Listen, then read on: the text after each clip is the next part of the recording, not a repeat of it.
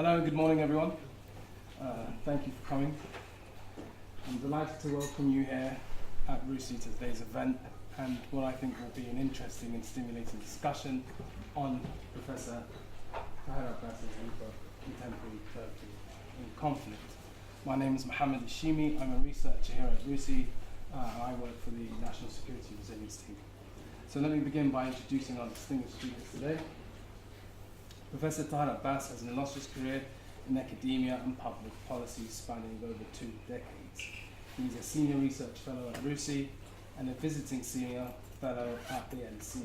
He has had various academic positions which have included reader in sociology, founding director for the study of ethnicity and culture at Birmingham University, and the professor of sociology at Fatih University in Istanbul until 2016. He has had 8 visiting fellowships and visiting professorships since 2007, including New York University, the Hebrew University of Jerusalem, Leiden University, and the Oxford Center for Islamic Studies. He has authored 3 books, edited 11, and published over 100 peer-reviewed journal articles, books, book chapters, and encyclopedic entries. Tahir Abbas is a renowned sociologist and one of Britain's leading thinkers today on issues of race, ethnicity, identity, Islam, and radicalization.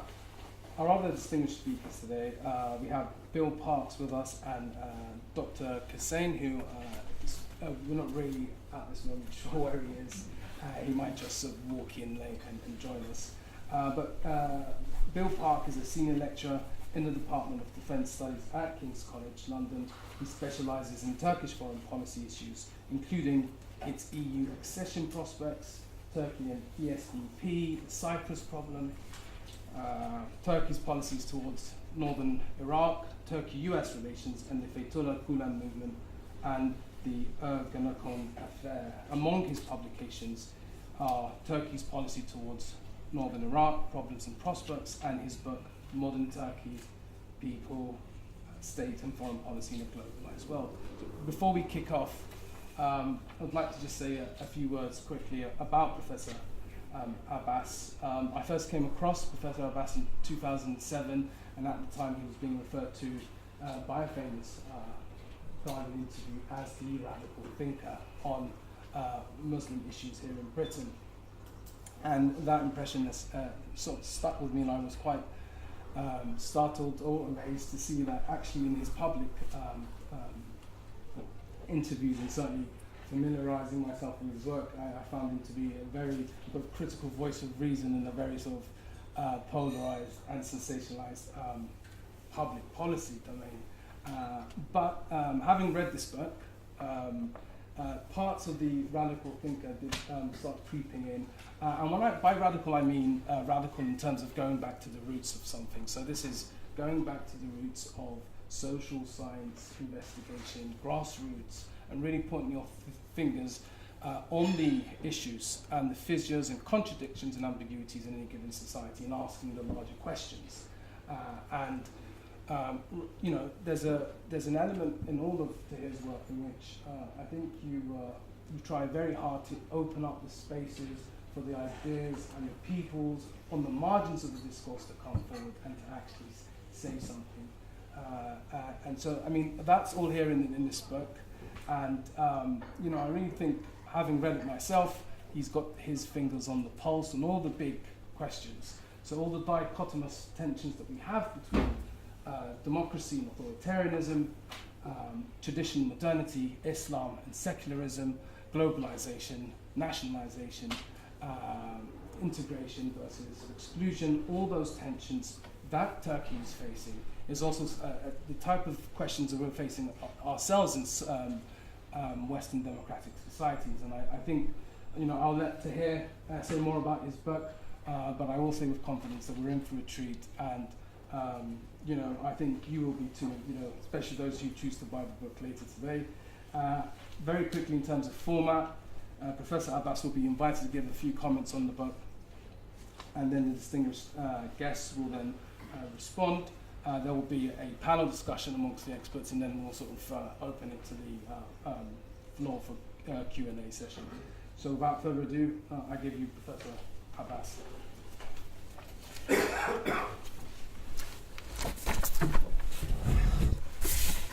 Dear friends and colleagues, thank you for taking the time to be here this morning to officially launch my book, Contemporary Turkey in Conflict, published a few short months ago. I also want to thank RUSI for graciously hosting this launch and my good friend and colleague, Dr. Elshimi, for kindly agreeing to moderate the event. If there is one thing that ignites more passion than anything else, save for football, if you're a fan of one of the three major teams in the city, it is politics. It is guaranteed to polarize, divide, or even make warring enemies of siblings. It could even get you killed. I wanted to understand why and where this passion came from. And at a time when, compared to its neighbours, Turkey has been doing arguably better than ever, where economic growth has led to more opportunity for most among the population, especially for those left behind in the past. In moving to Istanbul in 2010, I could nevertheless sense tensions from the outset, especially when the question, where are you from, was arguably more of a question of how much like us are you? So in living and working in Istanbul as a professor of sociology at Fatih University, and by the time I got into 3 years of my stay, I felt I had the makings of a book project, one that captured my interests, but one that I was sure was going to lose dear friends while making others along the way. Working at the flagship Gülen Movement University in Istanbul, I was losing friends for asking challenging questions. I was then losing AKP friends for seeking to answer them. Secularists colleagues thought me too critical of Kemalism, but not uncritical of Kurdishness. Suffice to say, the Kurds loved me. So this book explores the nature of ethnic relations in the political context, but the role and position of Islam in society has changed in the light of the emergence of the AKP in 2002. For a decade, during the 2000s, Turkey was growing strongly and inclusively, building a confident national project. But from 2010 onwards, matters began to change. This was due to internal fissures, but also disengagement by the EU and other Western powers when the Arab Spring created new challenges for the region as a whole. When I moved to Istanbul in 2010, there was still a sense of this confident Turkey, but by the time I left the country, 10 days before the failed coup of July 2016, the country was deeply divided between pro-AKP supporters that had grown to half of the population and everyone else. Thinking that my British passport would rescue me if I truly got into trouble for pushing matters a little too far, I followed my researcher's heart, which is to tell the story from the point of view of those who are most affected by change, displacement or violence, especially if it is at the behest of external actors, including the state and wider government policy.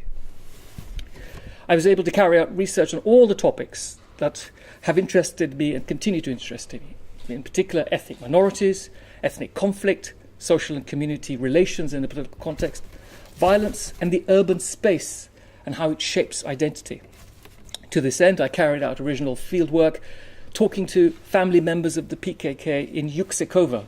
Yüksekova is essentially at the bottom of Turkey, 40 kilometers away from Syria and Iraq, in that bottom corner.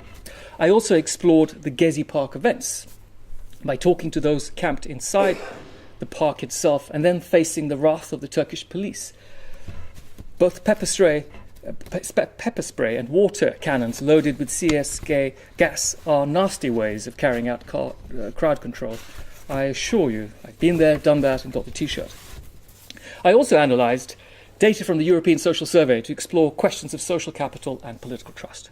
This data allowed me to understand how majoritarian nationalism was mobilised to politically augment the AKP from the late 2000s onwards. We think of populism and authoritarianism, but it has been growing for a considerable period. I also explored ethnic gentrification, another contentious topic. As the renowned Professor Ferhat Kental of Istanbul Şehir University said to me when I showed him an early draft of the book, "You've hit all the sensitive points of Turkish politics and society. You've left nothing out. Don't you have any friends?" The book attempts to uncover the sociological and political layers of Turkey, but not to discredit the national project. Rather, the attempt is to present the challenges facing Turkey as a function of the remnants of perhaps a hasty retreat from the Ottoman Empire and the embrace of secular republicanism in trying to reconcile Islam in Europe, East and West. Turkey was prematurely reimagined. In this process, it created political structures that remain deeply intractable to change. In many ways, as a sociologist, my aim was not to please or displease sections of society, nor to tell a one-sided story, but to present a mosaic of different aspects of social and political life from the point of view of those most deeply affected by it, namely minorities and others outside of the mainstream. It is only possible to test the virtues of a democracy by understanding how it treats minorities, a well-established dictum. This was my first and last aim. And I also wanted to go beyond the romanticism that plagues too many accounts of Turkey. President Erdogan will become the executive president of Turkey once these 18 amendments to the constitution are implemented from 2019 onwards. And as such, there is a real chance that authoritarian and populist post-Islamism will become the norm. It is important to state, however, this authoritarianism is not generated entirely in isolation. It is a response to internal challenges and external pressures, especially as the EU withdraws its support in relation to entry into the Union, which has always been tentative, but now at an all-time low. The conflicts in Syria and the rise of the Islamic State, as well as the need to host nearly 3 million refugees, has meant that Turkey faces new threats and challenges that were entirely unexpected a few short years ago. President Erdogan has managed to win every election and referendum that has been held in Turkey since the AKP came into power in 2002. In the context of a state of emergency on the back of the failed coup, the recent referendum occurred at a time of immense tension between a divided population still coming to terms with this bloody failed coup. While the result was narrow, the victory was decisive enough for Erdogan and the AKP. The social and political divisions in society, however, could not be wider in the current climate. Right now, a period of healing is still needed in relation to the events of the failed coup, especially as there are still so many unanswered questions. This will take time. All that was good in relation to the peace processes, openness to differences within and without, and an internally and externally oriented confidence as a major player in the Middle East will also take time to rework. As history has shown us, Turks have a resolve, a pride, and an immense sense of identity, however fractious, that is resilient in the face of adversity. Turkey will bounce back, but exactly what this new Turkey will look like remains unknown in the current period. One thing is for sure: as transformation is necessary in the light of globalization and as power steadily shifts back to the East, Turkey still remains at the center of the world. Thank you.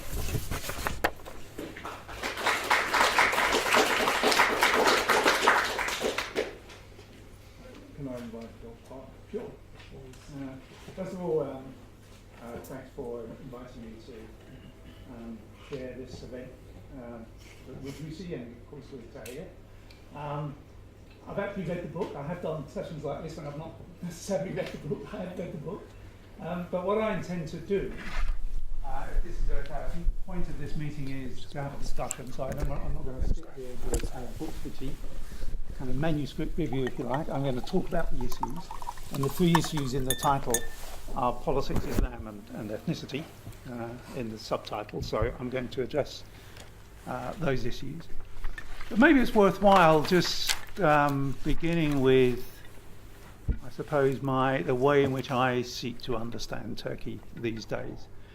I was asked quite recently by Routledge would I do a second edition of my book that was mentioned in the introduction, Modern Turkey, and I said, well, no, because I wouldn't use that book as a basis for a book that I would write on Turkey today. I would actually write a different book. The book only came out in 2012.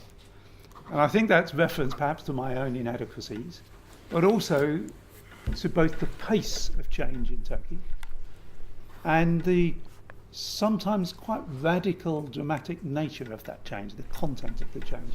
It's really hard to keep up. It's not only hard to keep up with events, it's hard to keep up, if you like, with the analysis of these events.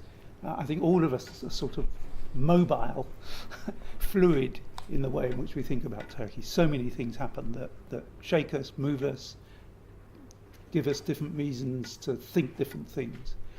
And I think this is a problem we all face in writing on Turkey. Even if you do just an article, it's so quickly bypassed by events. So I said, no, I can do a revision. It'd have to be a new book, and I decided not to do it. I suppose the model of Turkey that I used to have, and indeed that features in the book that I wrote, was this very unimaginative, quite traditional, so-called meta model, the Ottoman march, 2 steps forward, 1 step back. It's all progress, it's moving in the right direction, but in a kind of messy way. I've rethought that, I have to say, over the last couple of years. And I've rethought it not only in the context of recent events, but I've also been rethinking how I think of Turkey's evolution. Do I think it's 2 steps forward and 1 step back, or is there some other kind of metaphor that I could use? I'm unsettled about this, but increasingly I see Turkey as oscillations, as up and down, violent sometimes up and down movements. But I increasingly question the extent to which there's forward movement. Clearly there are moments when there's forward movement, and I will make a prediction. We will move out of the mess that Turkey is in at the moment in ways that are more positive. But I think I'll make a second prediction, and when Turkey does that, at some point it will move back again into some authoritarian or illiberal structure. So I increasingly ask myself, when I look at the coups, the successive coups, the banning of Islamic political parties, the war with the PKK, the Kurds. I mean, just yesterday, who was it? I think it was the foreign minister, said, we will fight PKK till the last terrorist is killed. I mean, it's kind of language you could have heard almost 100 years ago in Turkey. And when I look as well at the ease with which Erdogan has took power, I mean, it's not too fanciful to say this is a one-man state. I think it is a bit fanciful, actually. But anyway, you can see the extent to which he's grasped power. He marginalised, pushed aside the military. He's marginalised the old centre secular elites in favour of, if you like, the periphery that he purports to represent. He's intimidated or taken over, in fact, much of the media. The bureaucracy, as part of the secular establishment, has either been marginalised or is being changed enormously by people more sympathetic to Erdogan and to the AK Party. It's been quite easy, and it makes me ask questions about how deeply rooted in Turkey is things like autonomy of institutions, rules of law, notions of democracy. It all now looks so shallow. So when I now look back on Turkish history, rather than see progress, I think maybe it's just progress followed by regression, progress followed by regression. And that's the pattern. And you end up not in a place not that much different from where you might have been in the 20s or 30s or 80s or whatever. So I find myself shifting in my thinking about Turkey, and it looks much more like oscillation than this kind of meta, slow and awkward but nevertheless forward movement. And it seems to me when I look I mean, I'm by nature a pessimist anyway on all issues, but when I look for grounds for optimism, as I say, I can easily imagine that there will be a time when, if for no other reason than he dies, we will enter a post-Erdogan period and things might improve. But I'm not optimistic they will stay improving. And the reasons for that seem to me to be some quite deep and profound aspects of the way Turkey does politics. Most opinion surveys, and I'm talking about surveys conducted in Turkey by Turkish institutions for the most part, will point out how Turks are extremely nationalistic, suspicious of foreigners, suspicious of each other, untrusting, inclined towards authoritarianism or liberalism or whatever. Not as people, but in terms of the political culture. And when I look at some of the opposition to Erdogan, I ask myself, and indeed I ask people in the opposition, the liberals who like to present themselves as like us, I asked them, well, how many tears were you shedding when Erdogan was locked up in prison for reading a poem when he was mayor of Istanbul? To what extent did you pick up and take issue with the way in which evidence was being manipulated during the Ergenekon trials of the military?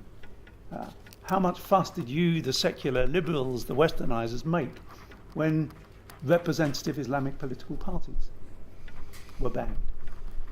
It looks to me across the spectrum there's a dearth, a limit to the extent of consensual politics, tolerance, inclusiveness in the way that Turks do politics. And I'm not seeing much change. If you look at the referendum, quite rightly, because it's clear there was some fiddling going on, how much is going to be, I think, impossible to finally establish, but it's clear there was a lot of fiddling going on. Nevertheless, again, as Tahir said, something like half of the population, whether it's a bit over 50% or a bit under 50%, in a sense, I think is not the point I now want to make. About half the population voted for these constitutional amendments that give Erdogan something close to absolute authority. That's a percentage of the vote that pretty much any other democratic leader would die for. If you take, our own government, 37% of a 2/3 turnout. It's probably about 1 in 5 people who have the vote Conservative. Turkey has always 80-odd%, I think it was 86% turnout for the referendum, and got, whether it's just over or just under, but around half of that vote. That's a really big level of support. For a guy who has detained thousands of people, another 1,000 overnight, by the way. 803 policemen, I read, been detained overnight. Detained thousands of people, imprisoned people. One of my former PhD students, an ambassador rank MFA diplomat, was arrested in August. Haven't heard from him since. In prison, no charges as far as I'm aware, no trial. People have been sacked. People in the military have defected. He's done all of these things, and half the population will go out and vote for to give him more power. And it tells you something about Turkey. The other two, so that's the politics. The other two issues that Tahir raises in his subtitle, religion and Kurds. Problem with religion in Turkey, and it's very easy to, I suppose, sit here in the UK and say this. Religion's very politicised by all sides. It was politicised by the Kemalists, who made the secular state not only the foundation for the legal basis for Turkey, but also the foundation for its culture. So if you wore a headscarf or wore a beard, you wouldn't be a teacher. You couldn't join the armed services. You were not allowed to display in public office religious tendencies. And this system was policed. And this is why people start to talk about the centre and the periphery, the secular centre that run Turkey, which is a minority, always has been, and the majority, the devout conservative Turks that make up the majority of the population. These were marginalised in many ways from public office. The Diyanet, the in effect religious ministry that runs all the mosques, that appoints all the imams, that even says what it is they're supposed to say, is a state institution.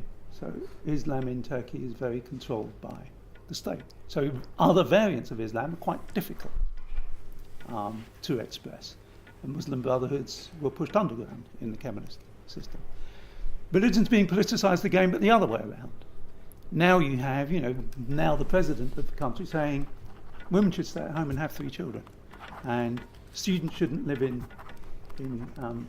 mixed dormitories. I mean, this is an interference in people's way of life from a religious basis.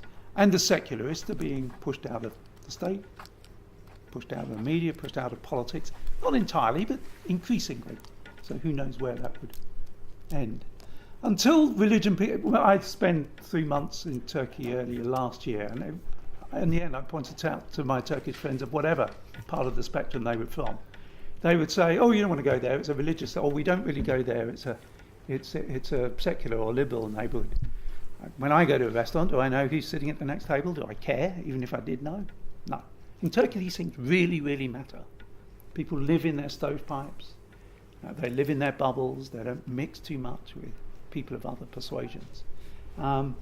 So that, I think, is still very much there. And then there's the Kurdish issue. As I said, right now the government statement is we're going to keep fighting the PKK until we kill the last terrorist. Well, I think most of us are sophisticated enough to understand that. When you approach terrorism that way, particularly ethnic identity-based terrorism, actually what you do is create more terrorists. You create resentment. PKK are not going to be militarily defeated. The military's been fighting them since the 80s and they haven't defeated them yet. They're not going to defeat them. Why? Not because they won't kill lots of them, but because they will just generate more PKK volunteers. The fight will go on until the issue in some way is addressed.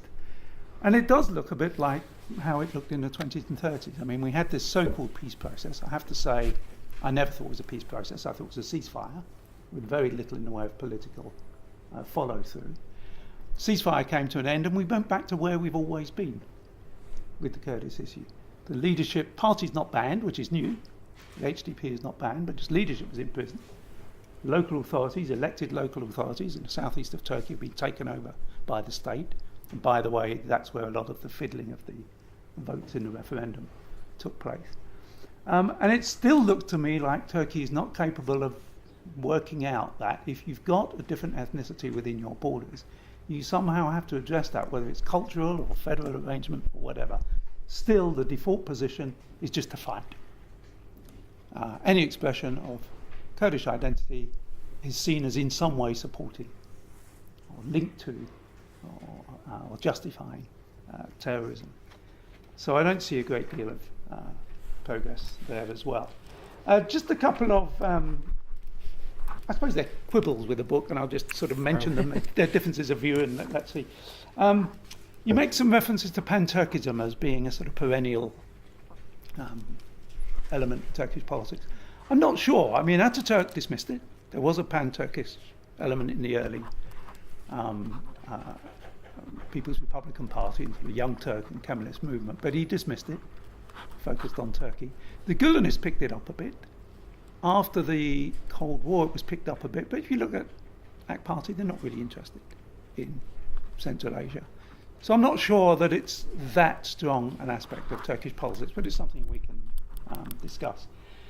Kemalism has no roots in Turkish history. I'm not sure I agree with that in the sense that what Kemalism did was reify the state, set the state up above and apart from society, and base law on secular law. Actually, late Ottoman period did that as well in many ways. Now, Turkey has a continuous tradition of strong state over and above society. And I think Kemalism took that strand from late Ottomanism and simply reshaped it a little bit. The problem for me in Turkey, if you like, is democracy. If you try to impose a top-down system and then give people the vote, you can't be sure they will vote for the top-down system. And that's in a sense what the AKP reflects. It's the periphery. And they're challenging that centrality. So I think Kemalism in some sense has some sort of roots. The Kurds have no single national identity. I'm not sure any of us do.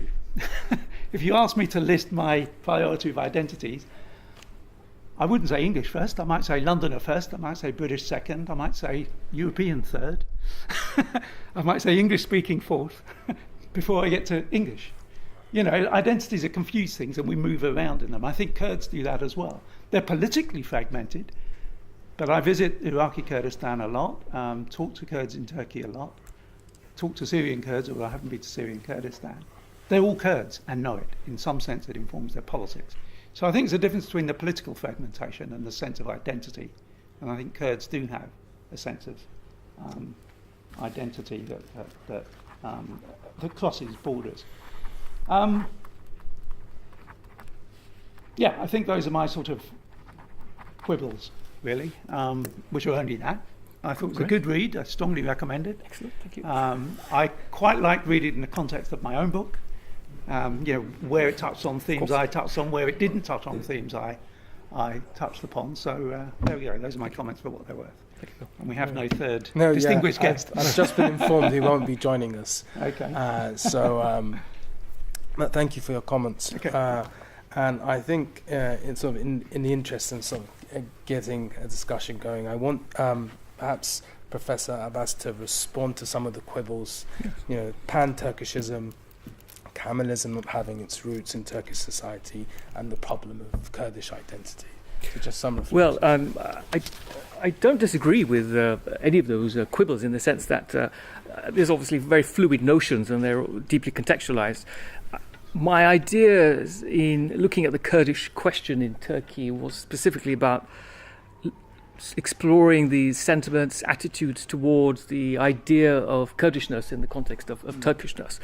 And so the fieldwork I carried out was incredibly difficult and challenging and also rewarding in that we spent months and months trying to work with fixers to get access to families. Families would talk to us about their children or their partners in the PKK, which is relatively unheard of. And walking around in the town of Yüksekova at 3 or 4 in the morning in 3 feet of snow to avoid the detection of spying neighbours and security services was also challenging. But in those sets of conversations, I was able to work out that there is a deep sense of Kurdishness that is unresolved. And it is a specific question of Kurdishness that comes out of being marginalized, being disenfranchised and dislocated as a result of this center-periphery dynamic that you mentioned.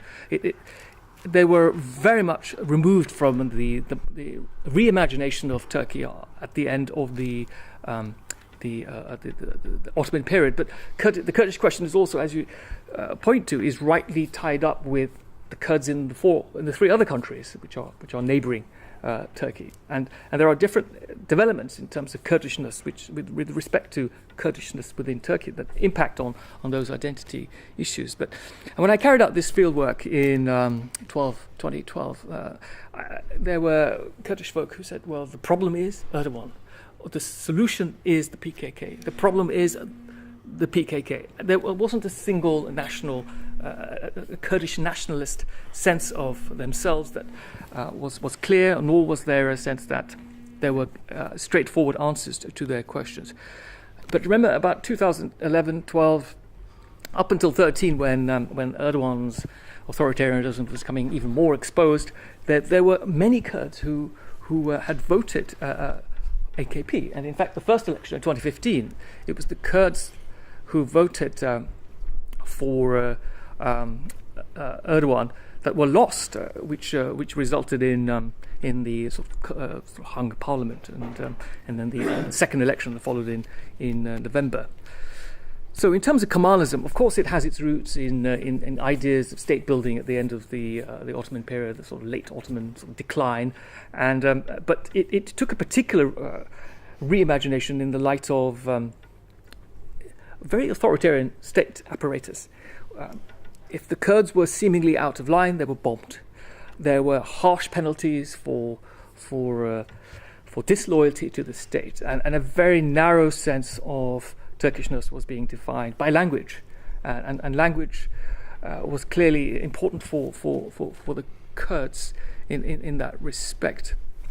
And in terms of the Pan-Turkism, I think this is where a lot of the thinking in the book focuses on, that one has to really follow the money. We talk about Islam, we talk about the idea of Islam becoming prominent in shaping national identity, but it's also an economic opportunity. And Pan-Turkism is also that. Central Asian economies are opening up to this reimagining this idea of a wider global Turkic historic past. Although it's not symbolized in everyday politics, it's really a way of the AKP mobilizing opportunities, as they are in other parts of the world, Central Asia, Sub-Saharan Africa, and looking further east, even though the EU is still their biggest trading partner as a whole. So this is the whole sort of worry about Turkey, because it's sort of straddling different sort of domains, different ideals, different aspirations. It's always caught between different competing forces, and its own internal challenges about how it sees itself in the light of all of these external constraints. I think so. Yeah. Yeah. Otherwise, it'll just be some sort of Yes. It'll be Right, so tennis I'll match. and use my prerogatives here as a chair just to ask a quick question. It's easy to be pessimistic and talk of all the ways in which things are going and heading in the bad direction.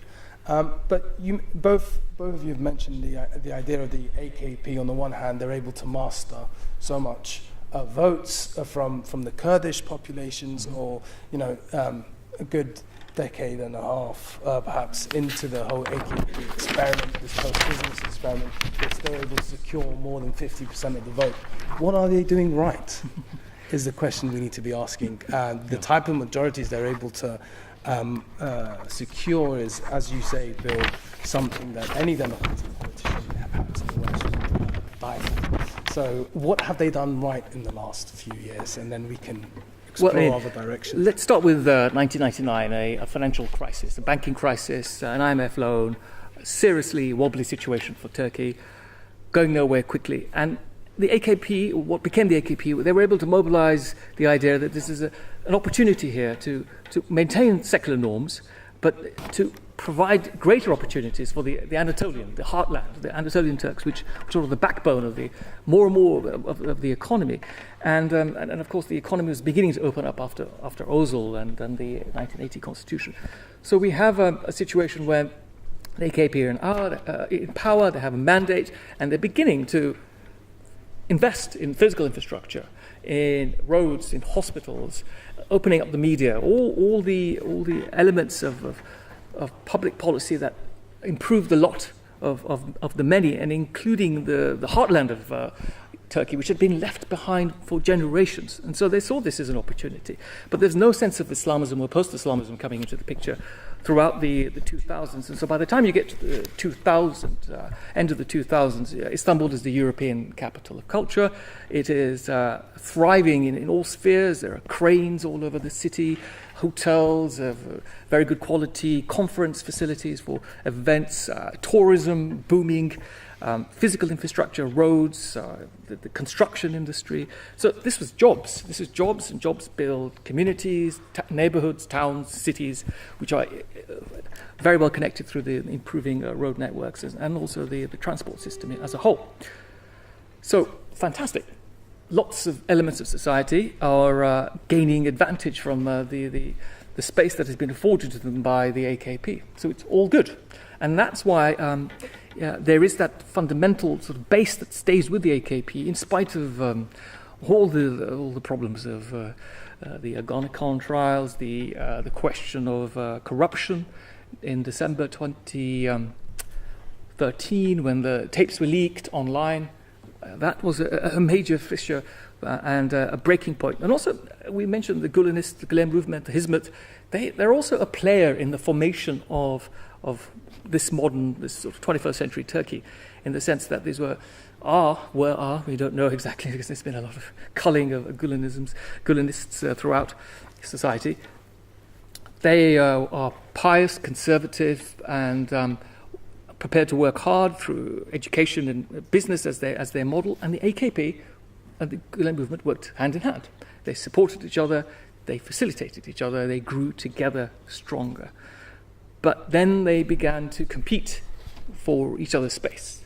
Obviously, one's a political party with a tremendous mandate, and the other is a very large civil society organization. But nevertheless, there were many opportunities that both wanted from each other. And that's where a lot of the conflict began to emerge and become much more pronounced, to the extent that we have had this coup, 1 million people affected. It's a failed coup, and 1 million people affected, but up to the coup. So I worked at a Gulenist university. I didn't know it was a Gulenist university at the time. I didn't know much about Gulen before I arrived.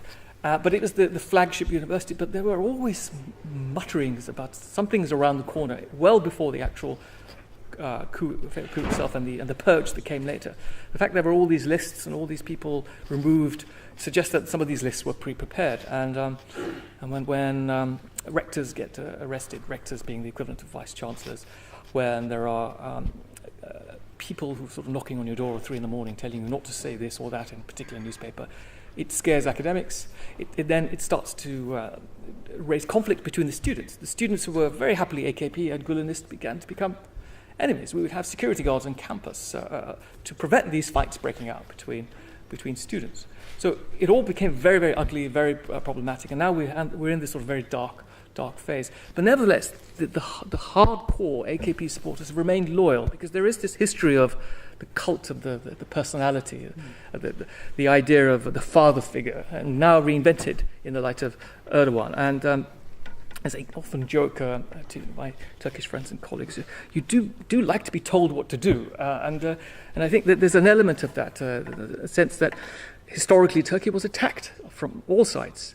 It was attacked as a result of the end of the Ottoman Empire, the Russians, we had the Europeans with their sort of eyes on the prize after the end of the First World War, and then obviously some of the blame game shifted onto some internal communities, i.e. the Kurds. And again, the Kurds are fascinating. They make up, Istanbul is arguably the world's largest Kurdish city. There's 3 to 4 million Kurds. And they're intermarried, and their business networks there, and it's not a simple question of centre periphery anymore. So it's about that hardcore base that has remained loyal. They look back to the Ottoman period with a great deal of romanticism. Erdogan is this Ghazi warrior who's standing up to all these challenges. He's strong in the face of all sorts of pressures. And they're the ones who remain deeply loyal. They've gained much, and they still believe in the Turkish project through Erdogan's eyes. If I could just sort of quickly comment, I first went to Anatolia as a backpacker in the 70s, and you'd arrive in these forgotten little muddy towns. You go there now, it's a bit like, I suppose, China. You know, you suddenly find there's flyovers, there's universities, there's big hospitals, there's conference facilities. The economic impact that the AKP gets a lot of responsibility for, in any case, that is associated with AKP rule. For a lot of the conservative, peripheral, provincial parts of Turkey, has been phenomenal. It's phenomenal. People's lives have been transformed. You know, there are illiterate grandmothers whose grandchildren go to universities and, you know, and have jobs where you wear suits. I mean, it's a massive social change. And the AKP, and Erdogan gets a lot of credit for that. So they vote for it. It's a lot of it is about economics. But also, I think this centre periphery thing, what I would say is La Turquie profonde, you know, the real Turkey, the provincial Turkey, was in many ways excluded from its own country. And what Erdogan and what the AKP has done is brought these people into Turkey. It's now their country. Erdogan is one of them, working class background, sort of tough guy behaviour. He's one of them. He's encouraged all these Islamic businesses. He's encouraged the new Islamic sort of business, often small business elite to develop. But he speaks for them. So you often see these mothers and grandmothers saying, he's my son and I will die for him. I mean, it's the personality cult around him, because they see him as one of them. And in a way, he's handed Turkey back to this big chunk of Turkish people who felt Turkey had been taken away from them by this elite. So they can identify with him in the way they couldn't identify with many of the preceding Turkish leaders.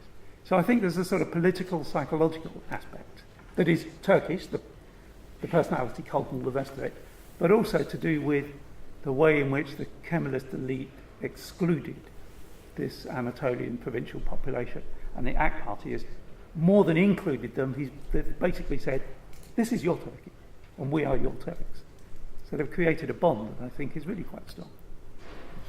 Just before we open up to the floor, because we just had a bit more time with the absence of the third speaker, just one question. So then, following on from that, what is really significant about the recent constitutional referendum? There are 18, I'm right in thinking it's 18 roughly amendments? 18 amendments, yeah. You know, I've been led to believe some of that stuff isn't all bad. Some of it is really bad. You know, what changes from here? And what, you know, is it a slippery slope to authoritarianism, or is it this stable government? Well, it's the realm of the unknown. I don't think anybody's got any clear idea what's going to happen from now on there is the fear that things could get a lot worse. But if you talk to Turks who are on the side of the AKP, they feel that this is an opportunity to smooth line governance because Parliament was a little unwieldy, not because it was an obstacle to their whims, but in that making decisions when necessary quickly didn't quite work out. So that's their arguments. The idea that Turkey needs a strong figure, and as Bill has just brilliantly explained, they've gained a lot, and they see this confidence in Erdogan. And he's a great public orator. He's a great speaker, and he galvanizes the populations when he speaks to them. And so they believe in him, and they believe that he will take Turkish ideals, Turkishness, the nation itself forward, and who knows if he will deliver on those promises, because it's been done before. But having said all of that, all the founding fathers of the AKP have slipped by the wayside. They're no longer to be found. There's no Erdogan, there's no Gül, there's no Davutoglu, there's Arınç, Bülent Arınç. All of these founding father figures have disappeared. They've had their moment and they're gone. Mm-hmm. So it is a one-man show. But the people around him are sycophants, and he holds all the power. He had all the power of the state in his hands, and now he firmly has them under his grip. So what he does with them is really all about him now. I'm not in a minority of one, but I think I'm in a minority in thinking that the importance of the referendum and the constitutional amendments has been exaggerated. And the reason I say that is because it seems to me constitutions, even law in Turkey, doesn't matter in quite the way that we want it to matter. So Erdogan has been behaving without any reference to the existing constitution for years now. He's not supposed to be a political figure. Basically, what happened? I think at Gezi Park, the investigation into his corruption, the fact that he became the first directly elected president rather than elected by Parliament, and then probably just megalomania, power corrupts. He's been moving in this direction without reference to laws and constitutions for years. So what these constitutional amendments do, I think, is legitimise, rubber stamp, the way he's already behaving. So if Erdogan feels a need to behave beyond this constitution or this amended constitution, he'll do that as well. So for me, he's been on a march to power for a number of years. I'm going to date it from about 2013, and it might predate that. Some people would say he was talking about strong presidencies before that, and he was. But I'm going to date it from there. And this just is a rubber stamp. And it's a little bit like, let's say, 1980, the military take power, ban all political parties, lock up hundreds of politicians from across the political spectrum, put thousands of people in prison, execute quite a number of people. They did have a constitutional right to be, well, they didn't really, even that was their own law, defenders of secularism. They didn't, this was not constitutional behaviour by the military. So what they did is draw up a constitution, which then, in effect, justified what they had just done and put the military at the centre of Turkish politics. That's what you do in Turkey. In a constitutional system, constitutions are rules of the game.